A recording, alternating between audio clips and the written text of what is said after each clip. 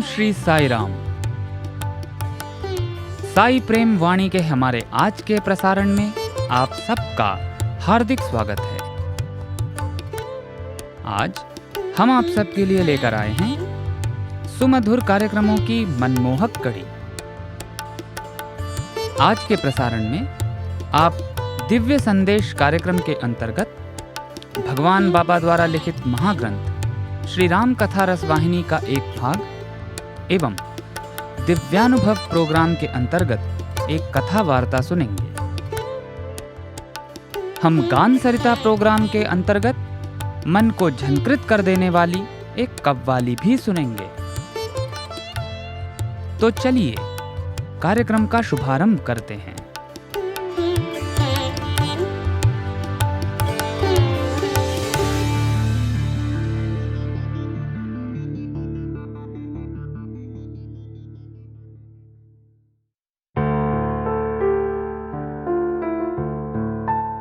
अब प्रस्तुत है हमारा प्रोग्राम दिव्यानुभव।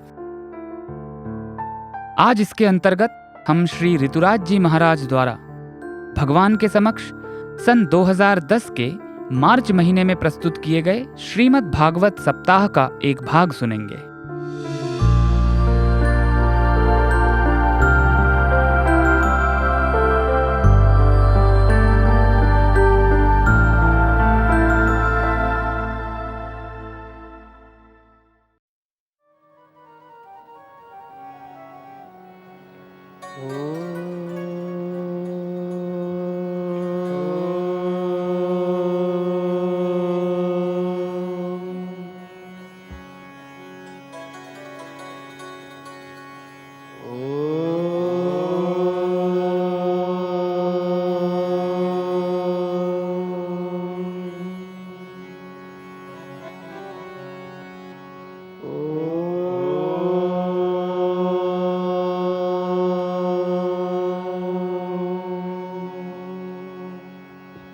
स्वस्ति श्री गणेशाय नमः।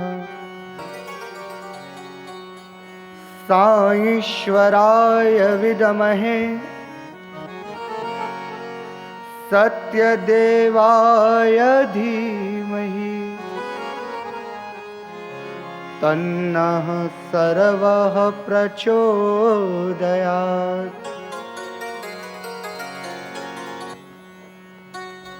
भगवान की आध्यात्मिक उपस्थिति में दिव्य संकीर्तन के माध्यम से पुनः भागवत की दिव्य गंगा के भीतर प्रवेश करें। श्रीमन्नारायण नारायण नारायण, श्रीमन्नारायण नारायण नारायण, श्रीमन्नारायण नारायण नारायण, श्रीमन्नारायण नारायण नारायण, श्रीमन्नारायण नारायण नारायण, श्रीमन्नारायण नारायण नारायण, श्रीहरिनारायण नारायण नारायण, श्रीमन्नारायण नारायण नारायण, शिरडी नारायण परति नारायण, शिरडी नारायण परति नारायण, शिरडी नारायण परति नारायण, शिरडी नारायण परति नारायण, साई नारायण नारायण नारायण, साई नारायण नारायण नारायण, यमुना के तीर पे मथुरा नगरी, यमुना के तीर पे मथुरा नगरी, मथुरा नगरी, मथुरा नगरी, मथुरा नगरी, मथुरा नगरी, श्री कृष्णचन्द्र अवतारायण श्री कृष्णचन्द्र अवतारायण श्रीमन्नारायण नारायण नारायण नारायण नारायण नारायण चित्रा के तीर पे परती नगरी चित्रा के तीर पे परती नगरी परती नगरी परती नगरी परती नगरी परती नगरी श्री साईनाथ अवतारायण श्री साईनाथ अवतारायण सत्य साईनाथ अवतारायण सत्य साईनाथ अवतारायण श्रीमन्नारायण नारायण नारायण नारायण नारायण मंगल भवन अमंगलहारी मंगल भवनी अमंगलहारी उमा सहित जेहि जपत पुरारी उमा सहित जेहि जपत मुरारी सत्य नारायण नारायण नारायण सत्य नारायण नारायण नारायण साई नारायण नारायण नारायण नारायण नारायण नारायण श्रीमन्नारायण नारायण नारायण श्रीमन्नारायण नारायण नारायण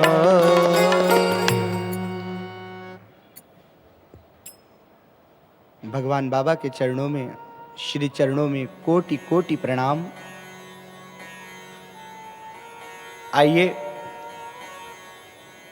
वैकुंठ में प्रतिपादित होने वाली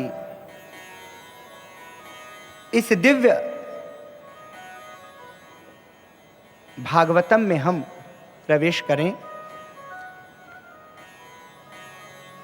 भगवान मथुरा पहुंच चुके हैं।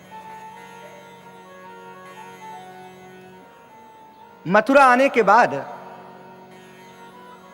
अब भगवान कंस का जो आयोजन है, दो आयोजन हैं। एक आयोजन है मल्ल युद्ध और दूसरा है धनुष यज्ञ।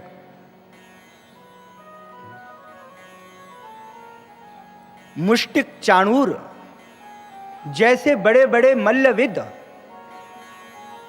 जो मल्ल युद्ध में निष्णात हैं, ऐसे अनेक योद्धा कंस ने भगवान और बलदाऊ जी से लड़ने के लिए बुलाए हैं। मथुरा की जनता, मथुरा के लोग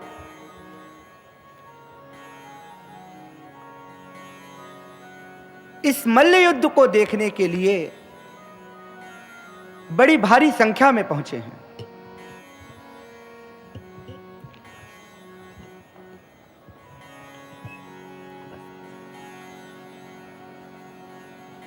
यह भयंकर मल्ल युद्ध प्रारंभ होने वाला है और द्वार पर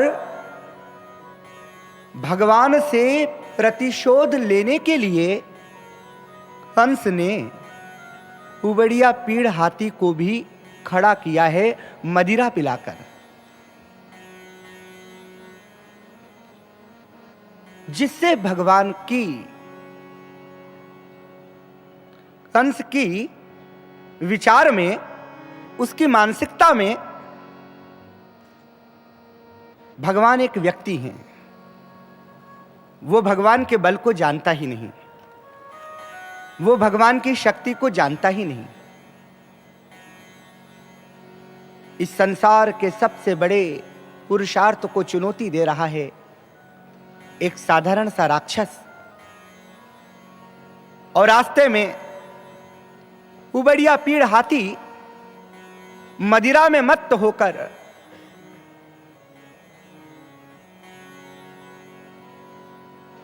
भगवान के स्वागत के लिए उपस्थित है। मार्ग में होते होते होते भगवान श्री कृष्ण और बलदाऊ जी दोनों जैसे ही उस आयोजन के मुख्य द्वार पर जाते हैं तो वह हाथी भगवान के स्वागत के लिए खड़ा है। मदिरा पीकर स्वागत के लिए नहीं खड़ा है, अलग ढंग के स्वागत के लिए खड़ा है। पर भगवान भी उसके स्वागत के लिए पूर्ण रूप से तैयार हैं। और भगवान ने महावत से कहा कि महावत, ये हाथी हटाओ, हम अंदर जाना चाहते हैं। तो महावत ने कहा कि गांव के बच्चों, यदि अंदर जाना चाहते हो तो सबसे पहले गजराज से युद्ध करो। भगवान ने कहा, मैं किससे युद्ध करूं? करूं मैं दुश्मनी किससे? कोई दुश्मन हो घर मेरा। करूं मैं दुश्मनी किससे? कोई दुश्मन हो घर मेरा। मोहब्बत ने नहीं रखी जगह दिल में अदावत की। भगवान ने कहा, हमारा कोई विरोधी नहीं है, हमारा कोई शत्रु नहीं है,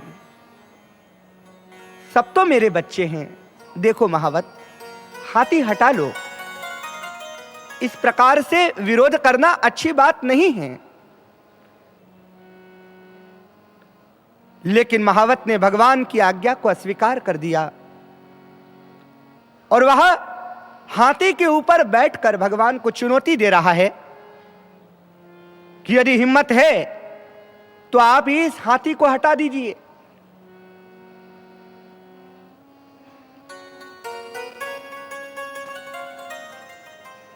और जैसे ही भगवान हाथी के निकट आते हैं,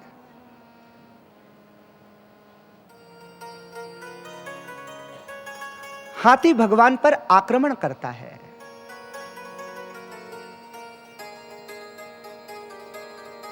हाथी जैसे ही भगवान पर आक्रमण करता है, भगवान जरा हटते हैं पीछे की तरफ और सबसे पहले भगवान उस हाथी को गौर से देखते हैं, बड़ी गौर से, और देखकर मुस्कुराते हैं। देखिए, भगवान की यह लीला ध्यान देने योग्य है। जैसे ही भगवान ने हाथी को देखा और हाथी को देखकर भगवान मुस्कुराए और मुस्कुराकर श्री भगवान ने हाथी की सूंड को पकड़ा और उसे 100 योजन दूर फेंक दिया और हाथी का दांत हाथ में लेकर अब भगवान जहां मल्ल युद्ध होने वाला है वहां जा रहे हैं। आज एक बहुत बड़ा रूपांतर आने वाला है। आज मथुरा के नर नारियों को अत्याचार और आतंक से मुक्ति मिलने वाली है।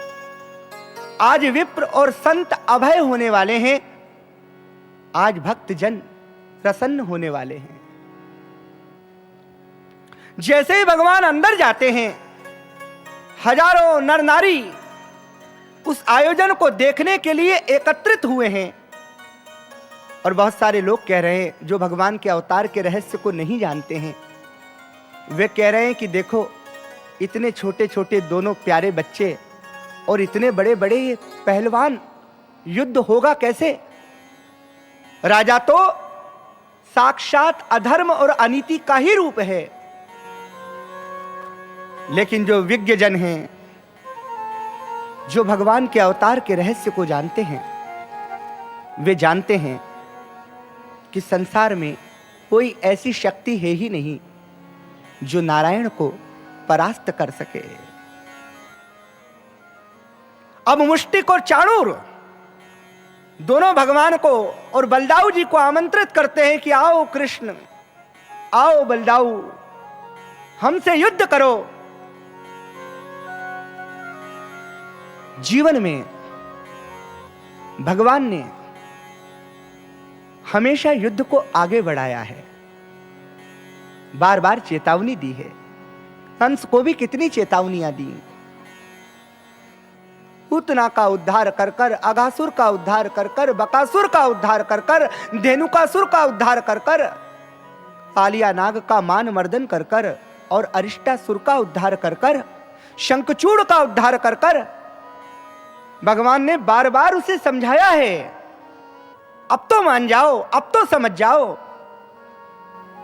लेकिन वो समझने को राजी नहीं है। अहंकार हमें भगवत दर्शन नहीं करने देता। हमारी मान्यताएं और हमारे आग्रह हमें भगवान से दूर कर देते हैं।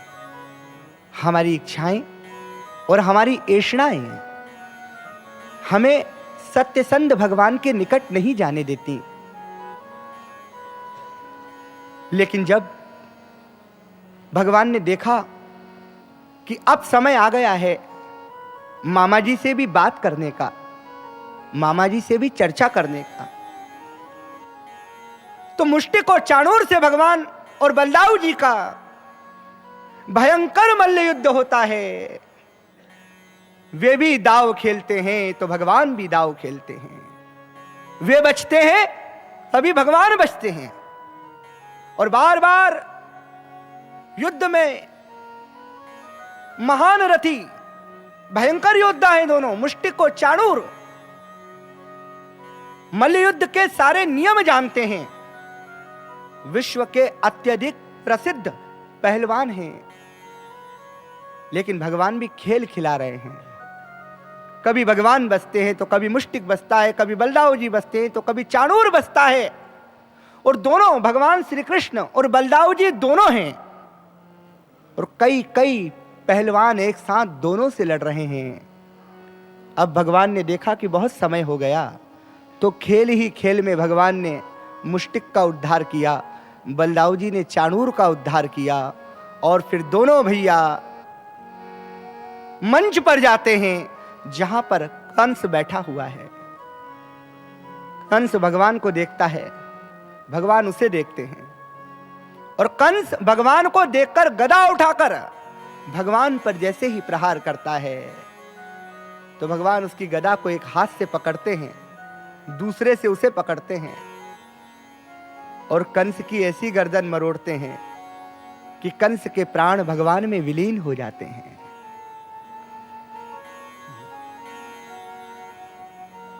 कंस के प्राण भगवान में विलीन हो जाते हैं। उग्रसेन को भगवान राजा बनाते हैं, उग्रसेन महाराज बनते हैं। और फिर अब भगवान अपने माता पिता से मिलने के लिए जेल में जा रहे हैं। देवकी ने बरसों से उजाला देखा ही नहीं, वसुदेव जी ने बरसों से उजाला देखा ही नहीं। दोनों का जीवन ही अंधकार में बीत गया है। लेकिन आज हाथ में मशाल लिए स्वयं साईं कृष्ण जब जेल के भीतर प्रवेश करते हैं, तो देवकी दूर से देखती है धुंधली आंखों से, और उसे लगता है कि वापस उसका वही भाई आ गया है जिसने उसके अनेक पुत्रों का वध किया है। माँ देवकी फिर कहती है, अब तो हमारे पास कुछ नहीं बचा, हम दोनों बच्चे हैं कंस, हमें क्यों जीवित छोड़ा तुमने, हमें भी तो मार डालते। दूर से श्री भगवान जैसे ही अपनी मां की यह आवाज सुनते हैं, जैसे ही अपनी मां का यह शब्द सुनते हैं, तो भगवान मशाल लेकर और निकट आते हैं। और निकट आते हैं। माँ, माँ देखो मैं कौन? माँ मैं आपका कृष्णा। माँ,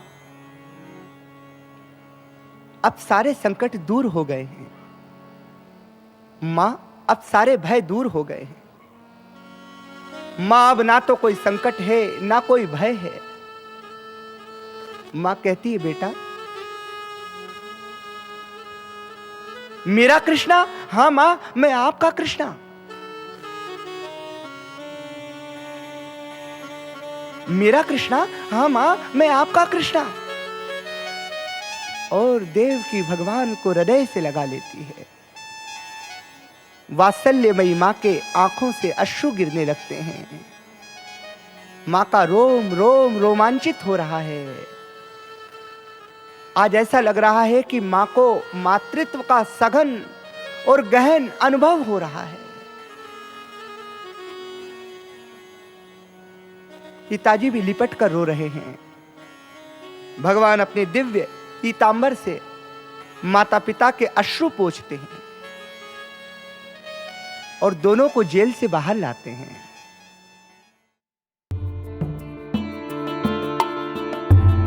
अभी आप सुन रहे थे हमारा दिव्यानुभव प्रोग्राम। आज इसके अंतर्गत आपने श्री ऋतुराज जी महाराज द्वारा भगवान के समक्ष सन 2010 के मार्च के महीने में प्रस्तुत किए गए श्रीमद् भागवत सप्ताह का एक भाग सुना।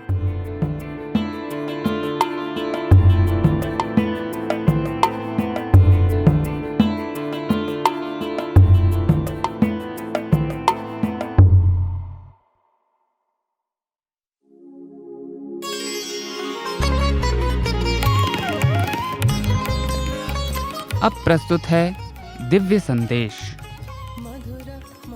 इसके अंतर्गत भगवान बाबा द्वारा लिपिबद्ध किए गए महाग्रंथों में से एक श्री राम कथा रसवाहिनी का एक भाग आज हम प्रस्तुत करने जा रहे हैं। दिव्य संदेश, साई संदेश, दिव्य संदेश, साई संदेश।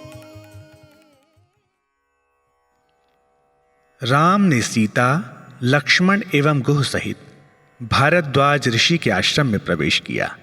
ऋषि उनके स्वागतार्थ द्वार पर ऐसे खड़े थे मानो वह बहुत समय से उनके दर्शन का सौभाग्य प्राप्त करने की प्रतीक्षा कर रहे हों। यह देख राम उनके चरणों में गिर पड़े।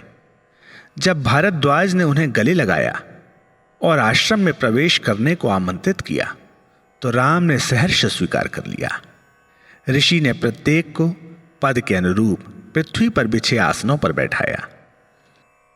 भारद्वाज ने सबका कुशल क्षेम पूछा। उन्होंने कहा कि उस दिन उनकी मनोकामना पूर्ण हो गई थी। ऋषि ने अपने शिष्यों से कंदमूल मंगवाए और अपने अतिथियों के समक्ष रख उनसे खाने के लिए आग्रह किया। राम, लक्ष्मण, सीता और गुह ने ऋषि का आतिथ्य स्वीकार कर रात्रि वहीं बिताई। प्रातः होने पर राम प्रयाग स्थित संगम की ओर चल दिए और ऋषि से भी साथ चलने की प्रार्थना की। भारद्वाज बोले, भगवान सुनिए, जब से मुझे ज्ञात हुआ कि जिन दर्शनों का मैं वर्षों से प्यासा हूं वह मुझे यहीं मिलेंगे, तभी से यह पवित्र स्थान मैंने अपने आश्रम एवं तपस्या के लिए चुन लिया। आपके दर्शन प्राप्त करने की मैंने प्रतिज्ञा कर ली थी और इसीलिए मैंने वैदिक यज्ञ व योग संपन्न किए। भगवान के सुमधुर भजनों एवं दिव्यात्मा के प्रति भक्ति भावना में मैंने स्वयं को पूर्ण रूपेण निमग्न कर लिया था, क्योंकि मुझे आशा थी कि शायद इसके फलस्वरूप मुझे आपके दर्शन करने का सुअवसर प्राप्त हो जाएगा। आप तीनों के दर्शनों से मुझे वह फल प्राप्त हो गया। अब मेरी सब इच्छाएं समाप्त हो गई हैं। स्थान और भोजन से भी अब मेरा कोई संबंध नहीं है। मैं उन मूर्खों की संख्या में नहीं आना चाहता जो कि स्वस्थ हो जाने पर भी निरंतर औषधि का सेवन करते रहते हैं। मैं जन्म मरण की व्याधि से मुक्त हो गया हूं। मैंने तो प्रभु को प्राप्त कर लिया है। हर्षातिरेक से बोलते समय उनके नेत्रों से प्रवाहित अश्रुधारा देख और उनके छल कपट रहित वचन सुनकर गुह के आश्चर्य का ठिकाना न रहा। वह स्वयं से बोला, आह, मैं कितना सौभाग्यशाली हूं। गुह असीम आनंद में निमग्न था। उस समय राम ने अपने दिव्यत्व को छिपा लिया और एक सामान्य लक्षण वाले व्यक्ति के समान व्यवहार किया। जब भारद्वाज आनंद मग्न हो राम तत्व का वर्णन कर रहे थे तो उसे भगवान ने, जो स्वयं वहां उपस्थित थे, ऐसे सुना मानो यह प्रसंग किसी अन्य राम वाले व्यक्ति से संबंधित हो, उनसे नहीं। राम ने उत्तर दिया, हे संतों में श्रेष्ठ, जिन व्यक्तियों को आपके आतिथ्य का सौभाग्य प्राप्त होता है वह यह प्रमाणित कर देता है कि वे अतिथि वास्तव में पूजनीय हैं। वे सब गुणवान एवं ज्ञानवान हैं। आश्रम में निवास करने वाले शिष्य, योगी, ऋषि मुनि और तपस्वी जिन्होंने भी भारद्वाज और राम के वचन सुने, वे आश्चर्य एवं प्रसन्नता से ओतप्रोत हो गए। प्रयाग में पवित्र स्नान कर और महर्षि से आज्ञा पाकर राम ने सीता, लक्ष्मण और गुह के साथ आश्रम से प्रस्थान कर गहन जंगलों में प्रवेश किया। ऋषि भारद्वाज भी उनके पीछे पीछे नदी के तट तक आए। वहां उन्होंने उनकी यात्रा के लिए मंगल कामना करते हुए प्रेमावेश में राम को गले लगा लिया। राम ने ऋषि का आशीर्वाद मांगा और पूछा, गुरुजी, हमें बताएं कि कौन सी दिशा श्रेष्ठ है। ऋषि ने हंसकर उत्तर दिया, प्रभु, क्या समस्त लोकों में ऐसा भी कोई मार्ग है जिसकी दिशा आपको मालूम ना हो? आप इस वेश में एक सामान्य पुरुष का अभिनय कर रहे हैं। ठीक है, जब आपने मुझसे पूछा है तो यह मेरा कर्तव्य है कि मैं आपको अपनी पूर्ण समझ एवं ज्ञान क्षमता के साथ उत्तर दूं। ऐसा कहते हुए उन्होंने अपने 4 शिष्यों को राम के साथ जाकर अगले आश्रम को जाने वाली पगडंडी बताने का संकेत किया। चाहे बालकों को थोड़ी दूर तक ही उनके साथ जाना था, किंतु फिर भी वे राम के साथ यात्रा का सौभाग्य प्राप्त कर बहुत प्रसन्न थे। शिष्यों को अनुभव हुआ कि वह उनके पूर्व जन्मों का ही फल था। वे राम के आगे आगे पगडंडी दिखाते हुए चलते गए और उनके पीछे राम, सीता, लक्ष्मण और गुह चले। यमुना नदी के तट पर पहुंचकर शिष्यों ने राम से आज्ञा मांगी और अनिच्छापूर्वक वापस मुड़े।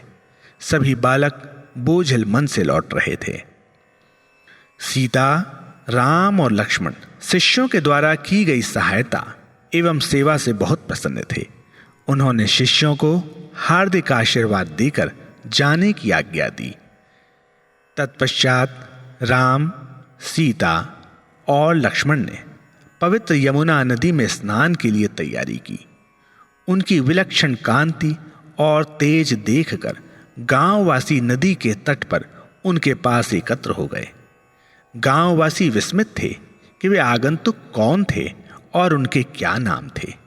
संकोच और भयवश वे पूछने का साहस न कर सके। वे आपस में ही फुसफुसाहट कर रहे थे। सीता, राम और लक्ष्मण उनकी बातों पर ध्यान न देते हुए स्नान समाप्त कर तट की ओर चले गए।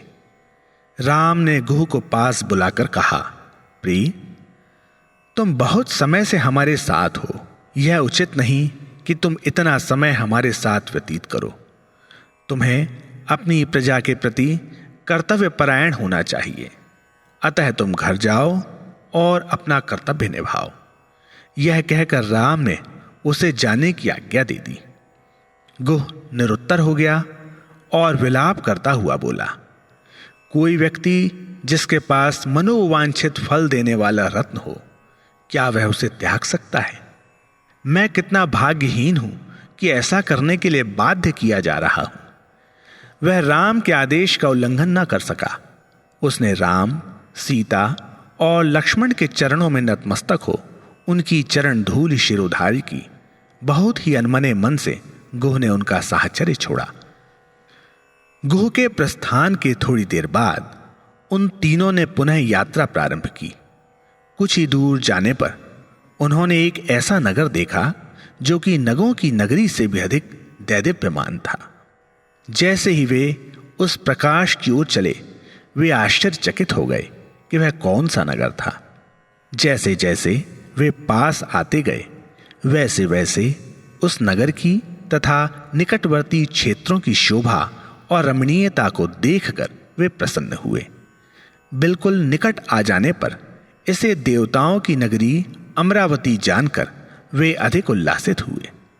उन्होंने अनुभव किया कि वहां के नागरिक साधारण व्यक्ति ना होकर देवता स्वरूप थे। तत्पश्चात वे एक वृक्ष की शीतल छाया में बैठ उस वैभवपूर्ण और रमणीय नगर की सराहना करने लगे। उन्हें वहां बैठा देखकर लोग उनके आस-पास इकट्ठे हो गए और आपस में प्रश्न करने लगे कि क्या वे स्वर्ग से आए हैं। वे लोग नगर की ओर भागे और उन्होंने यह शुभ समाचार फैला दिया कि कुछ देव पुरुष सुख और समृद्धि लेकर इस नगर में पधारे हैं। जो भी यह समाचार सुनता गया, वह दैवी स्वरूप आगंतुकों की ओर दौड़ा। उनकी सेवा करने के लिए लोगों में स्पर्धा हो गई। कोई उनके लिए दूध लाया, कोई फल लाया और सब उनकी ओर निर्निमेष दृष्टि से देखते रहे।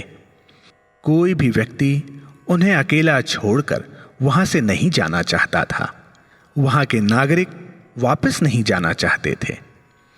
उनमें से एक व्यक्ति जो अन्य लोगों की अपेक्षा साहसिक था, आगे आया और आगंतुकों को संबोधित करते हुए बोला, महोदय, आपके चित्ताकर्षक और प्रभावपूर्ण व्यक्तित्व से हमने यह अनुमान लगाया कि आप किसी राजवंश के राजकुमार हैं, किंतु आप राजकुमारी के साथ वन के दुर्गम एवं कंटकाकीर्ण मार्ग में पैदल ही यात्रा कर रहे हैं। आप पर्वतों पर चढ़ रहे हैं, नदियां पार कर रहे हैं और इस प्रकार यात्रा की सभी कठिनाइयों का साहसपूर्वक सामना कर रहे हैं। अतः यह सब देख हम इस निर्णय पर पहुंचते हैं कि आप हमारी भांति ही साधारण नागरिक हैं। लोग तो देखकर चकित हैं कि आप इस गहन जंगल में यात्रा कैसे कर रहे हैं, जहां की शेरों का बाहुल्य है और सदा जंगली हाथियों के दल घूमते रहते हैं। फिर आपके साथ नम्रता और लावण्य की सुकुमार प्रतिमूर्ति भी है। क्या आपके कोई सगे संबंधी, मित्रगण, साथी या शुभचिंतक नहीं है? क्योंकि इनमें से यदि एक भी होता तो वह आपको यह कठिन यात्रा कभी न करने देता। उसने यात्रा का कारण पूछा और प्रश्नों की झड़ी लगा दी।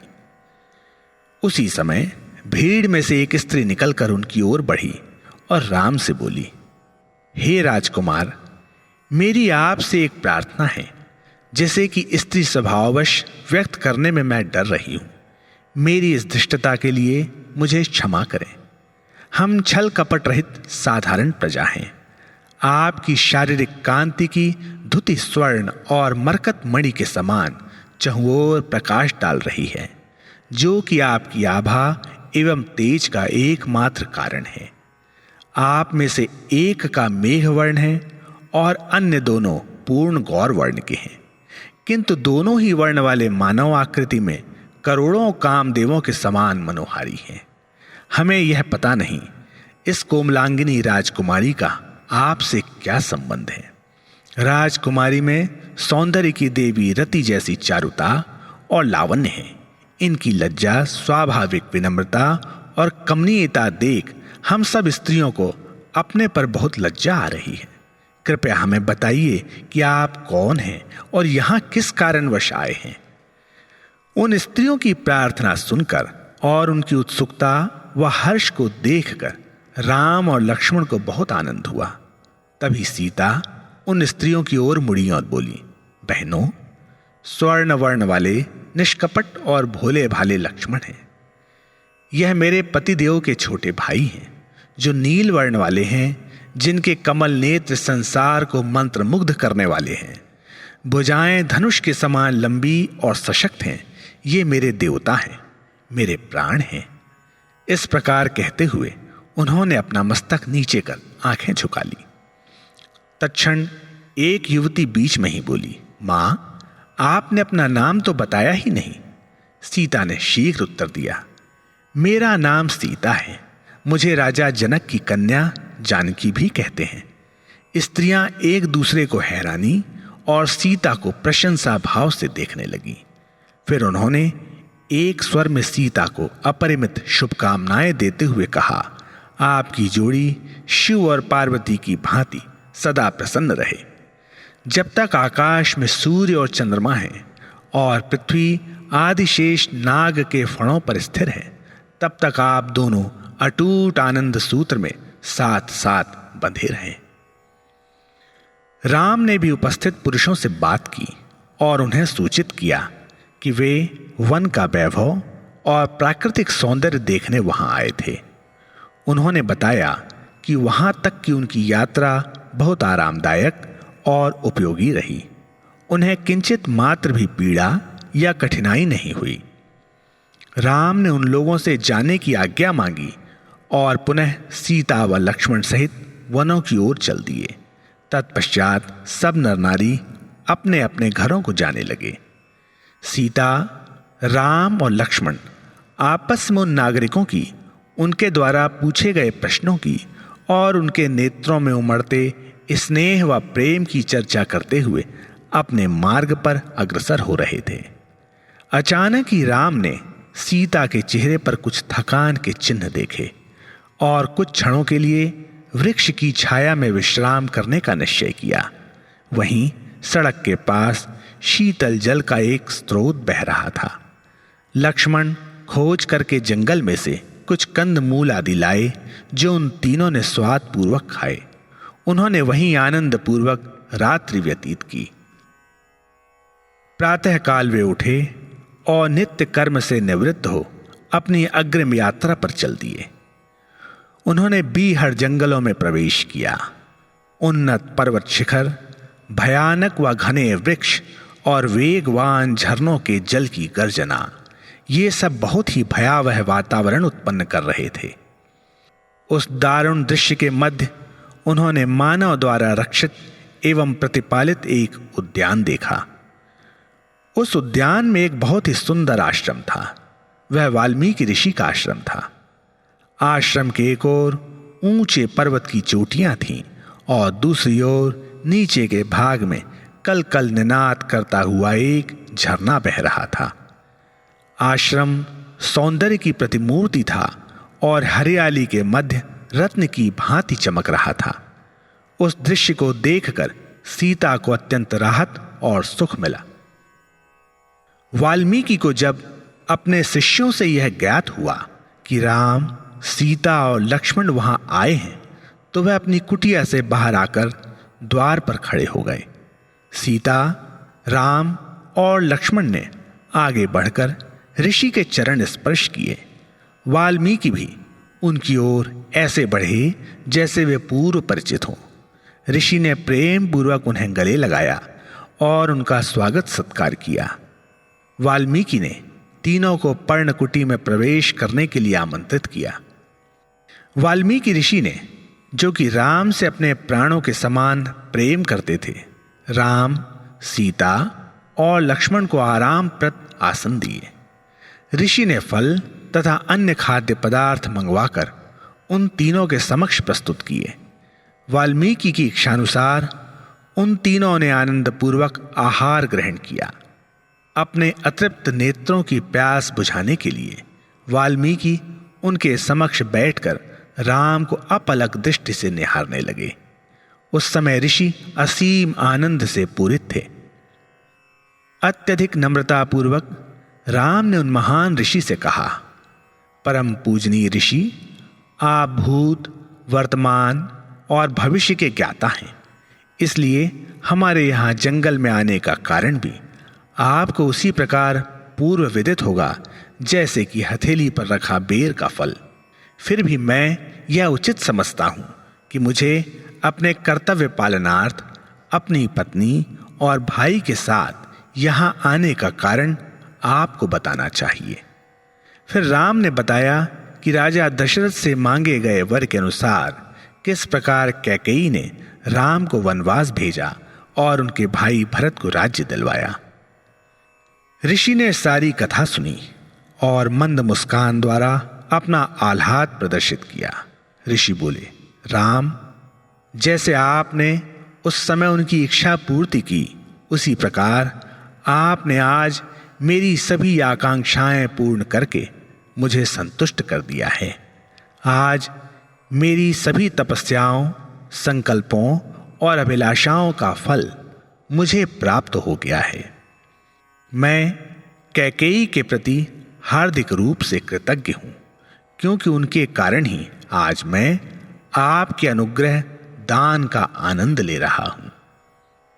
हृदय मंथन कर देने वाली ऋषि के अंतःकरण में उमड़ रही कृतज्ञता और प्रसन्नता की हिलोरों को वश में करने के लिए ऋषि नेत्र मूंद कर मौन बैठ गए। उनके नेत्रों से अश्रुधारा निरंतर प्रवाहित हो रही थी।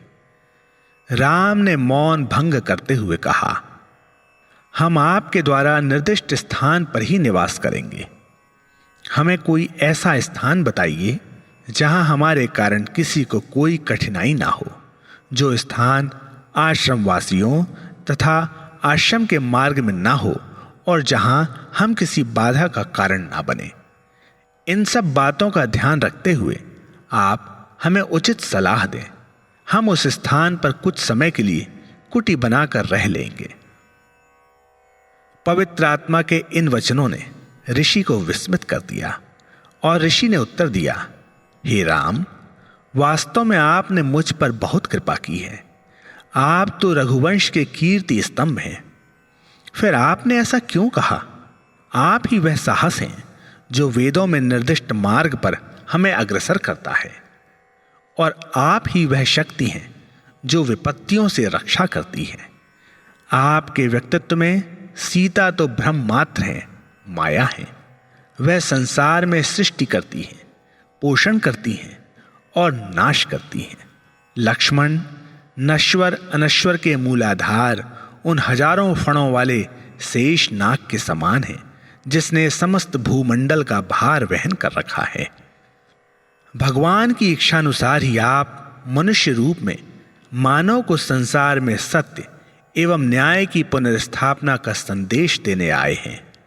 मुझे विश्वास है कि आप शीघ्र ही सभी दानव वृत्तियों का नाश करेंगे और सज्जन एवं दयालु व्यक्तियों की रक्षा करेंगे। राम, आप इस संसार रूपी नाटक के अनादि साक्षी हैं। यहां तक कि देवता भी आपकी वास्तविकता और महिमा को नहीं पहचान पाते। फिर भला साधारण नश्वर प्राणी आपके रहस्य को कैसे जान सकते हैं? हे महाराज, जो व्यक्ति आपकी कृपा प्राप्त कर चुके हैं, केवल वे ही आपकी वास्तविकता और कीर्ति की अनुभूति कर सकते हैं। सज्जन व्यक्तियों और देवताओं को शांति प्रदान करने एवं उनकी रक्षार्थी आपने मानव रूप में जन्म लिया है। इसी कारण आप हमारी भांति बोल रहे हैं और व्यवहार कर रहे हैं। केवल मूर्ख व्यक्ति ही ऐसा सोच सकते हैं कि आप अन्य मनुष्यों की भांति साधारण मनुष्य हैं। आप अपने दिए वचन पर दृढ़ रहते हैं और उसका पूर्ण रूपेण पालन करते हैं। हम सब व्यक्ति तो आपके हाथ की कठपुतली मात्र हैं, जो आपके आदेशों पर नृत्य करते हैं। फिर आपका मार्ग प्रदर्शन करने वाले हम कौन हैं कि आप ऐसा व्यवहार करें और हमारे द्वारा निर्दिष्ट किसी स्थान विशेष पर ही निवास करें? राम, क्या आप अपने इन वचनों से हमें भ्रम में डालना चाहते हैं? ओह, आपका यह नाटक कितना सुंदर है। यह दृश्य कितना वास्तविक प्रतीत होता है। क्या मैं यह नहीं जानता कि आप ही उस माया नाटक के सूत्रधार हैं?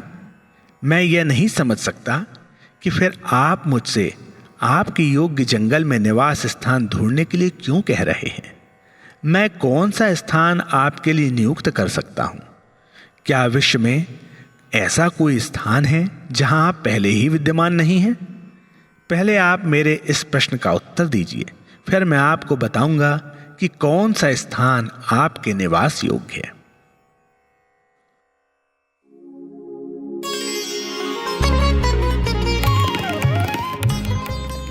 अभी आप सुन रहे थे दिव्य संदेश। आज आपने भगवान बाबा द्वारा लिपिबद्ध किए गए महाग्रंथों में से एक श्री राम कथा रसवाहिनी का एक भाग सुना। भवसागर तार का दिव्य संदेश, साई संदेश, दिव्य संदेश, साई संदेश।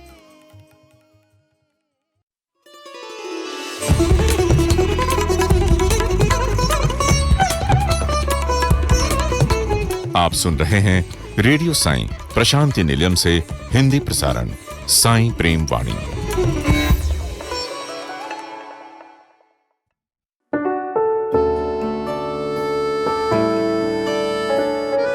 साईं प्रेम वाणी की गान सरिता में अब प्रस्तुत है एक ऊर्जा से भरी हुई कव्वाली। कौन कहता है कयामत का ये अंधेरा है, वो आ गए हैं सूरज सा जिनका चेहरा है। स्वामी के लिए इन शब्दों और भावों को इस कव्वाली में पिरोया गया है और भगवान के द्वारा मानवता के उद्धार के लिए दिए गए उपहारों को कव्वाली के 3 अंतरों में प्रस्तुत किया गया है। भगवान के करुणा भरे उपहारों का वर्णन करने वाली इस कव्वाली के बोल हैं, हाथ बढ़ाया है मेरे साईं ने।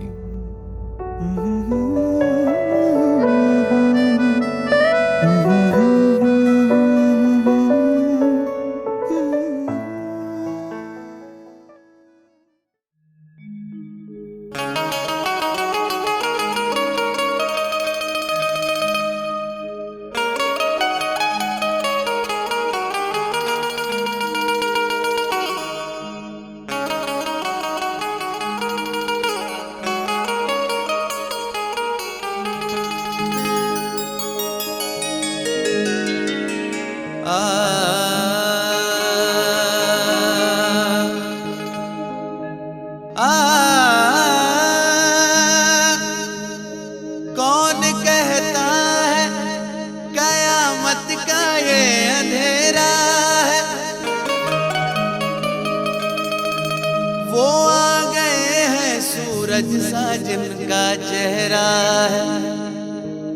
लाख चाहे मगर ओ लाख चाहे मगर तूफान नहीं आ पाएगा।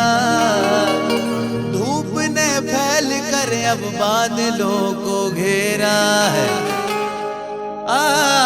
सबकी फिक्र सबका ख्याल रखते हैं, वो मेरे साईं है जिनका जिक्र मैंने छेड़ा है। मेरे साईं, मेरे साईं, मेरे साईं।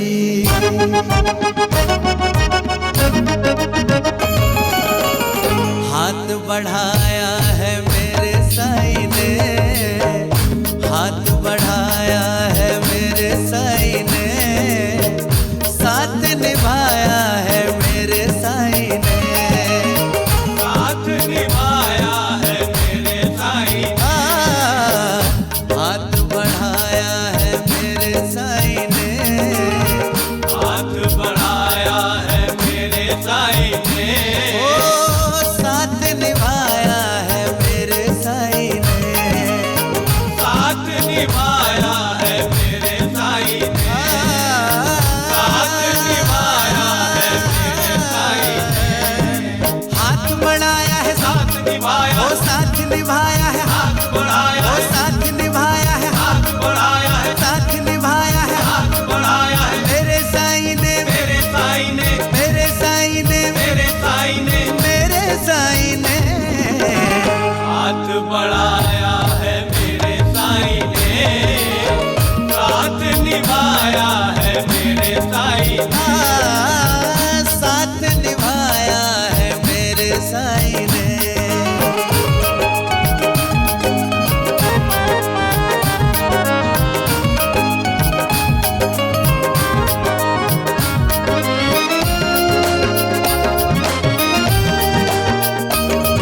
इंसान ने लालच में पड़कर धरती की गोदी खाली की, धरती की गोदी खाली की, धरती की गोदी खाली की। फिर कहर उठा तूफान आए कोई ने नहीं रखवाली की, कोई ने नहीं रखवाली रखवाली की, कोई ने नहीं रखवाली की।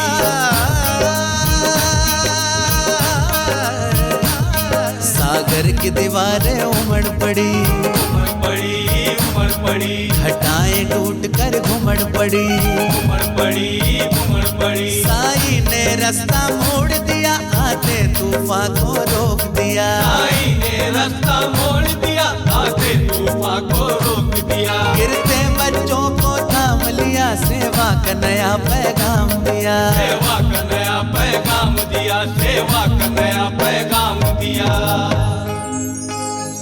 नए गुलशन, नए गुलशन बसाए हैं मेरे साई ने, साथ निभाया है मेरे साई ने। हाथ बढ़ाया है मेरे साई ने, साथ निभाया है मेरे साई ने।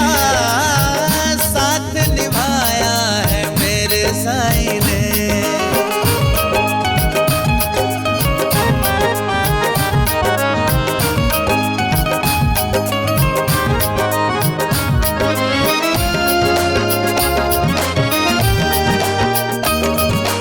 अलग अलग मजहब यहाँ बटने लगा था ये जहाँ, बटने लगा था ये जहाँ, बटने लगा था ये जहाँ। नफरत की दीवारें ऊंची थी, इंसान की निगाहें नीची थी, इंसान की निगाहें नीची थी, इंसान की निगाहें नीची थी। साईं ने दिलों को थाम लिया, बस प्रेम करो ये काम दिया। साईं ने दिलों को थाम लिया, बस प्रेम करो ये काम दिया। ओ सबका मालिक एक है, अमन का ये पैगाम दिया, अमन का ये पैगाम दिया, अमन का ये पैगाम दिया। प्रेम को मजहब, प्रेम को मजहब बनाया है मेरे साई ने, साथ निभाया है मेरे साई ने।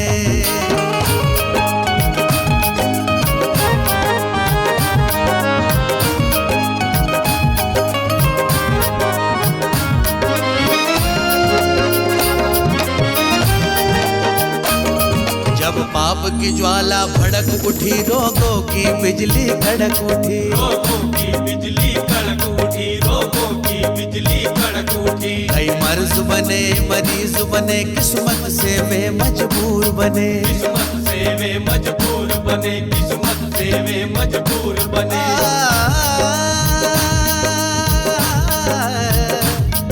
इलाज हुआ महंगा मुश्किल, घबराया मन तड़पे फिर दिल, घबराया मन तड़पे फिर दिल, घबराया मन तड़पे फिर दिल। साईं की आंखें भी नम थी, करुणा पर उनकी क्या कम थी, करुणा पर उनकी क्या कम थी, करुणा पर उनकी क्या कम थी। दिया मंदिर जैसा अस्पताल, भक्तों को कर डाला निहाल, भक्तों को कर डाला निहाल, भक्तों को कर डाला निहाल। बुझे दीपक, बुझे दीपक जलाए हैं मेरे साईं ने, साथ निभाया है मेरे साईं ने। हाथ बढ़ाया है मेरे साईं ने, साथ निभाया है मेरे साईं ने। हाथ बढ़ाया है मेरे साईं ने, साथ निभाया है मेरे साईं ने।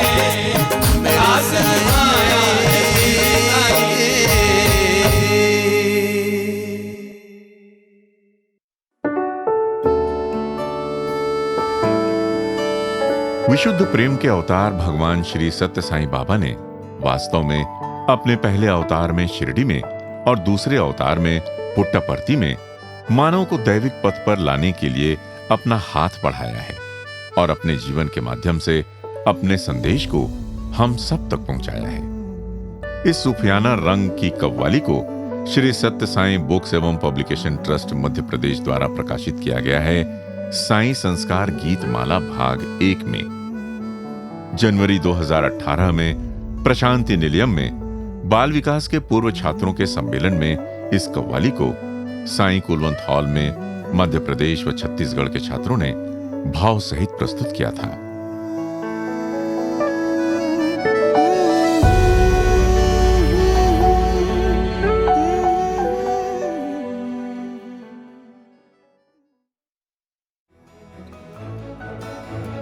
इसी के साथ हमारे साई प्रेम वाणी कार्यक्रम का समापन होता है।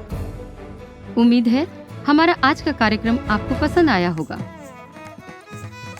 अपने सुझावों को हम तक जरूर भेजें। हमारा व्हाट्सएप नंबर है 9393258258 9393 258 258। हिंदी भाषा में हमारी ये सभी प्रस्तुतियाँ YouTube पर भी उपलब्ध हैं। इन्हें वहां देखने या सुनने के लिए हमारे YouTube चैनल को सब्सक्राइब करें और कमेंट बॉक्स पर अपने सुझाव देना ना भूलें। हमारे प्रिय स्वामी से ये प्रार्थना है कि आपकी भक्ति का साथ हमें दीजिए, जो कभी न टूटे वो विश्वास हमें दीजिए, देख कर जो तड़प उठे पराई पीड़ा में, दिल की ऐसी धड़कन साईनाथ हमें दीजिए।